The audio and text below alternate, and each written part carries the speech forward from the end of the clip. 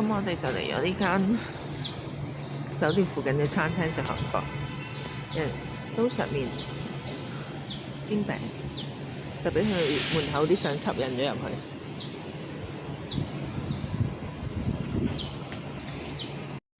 預製菜。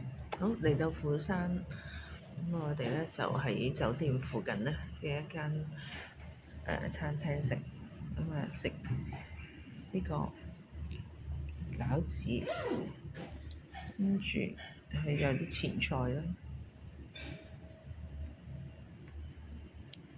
咁跟住呢個咧就係海鮮煎餅，咁啊見到有啲魷魚、啲蟹柳咁嘅，不過好多葱同埋韭菜咁樣。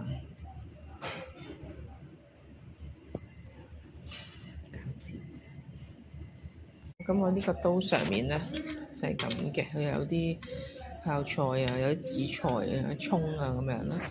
跟住爸爸呢個咧，哇睇落好似好辣咁啊，係牛肉。邊度有牛肉？牛肉拌飯，係咯，唔見牛肉喎。有嘛？有一嚿，一兩嚿啦。呢啲芽菜，咁有個飯咁樣咯。好，咁起動啦。咁啱啱夾咗佢咧，都幾多料喎！一大抽魷魚，幾好食，個味道 OK 喎。我唔使點汁，佢都好夠味。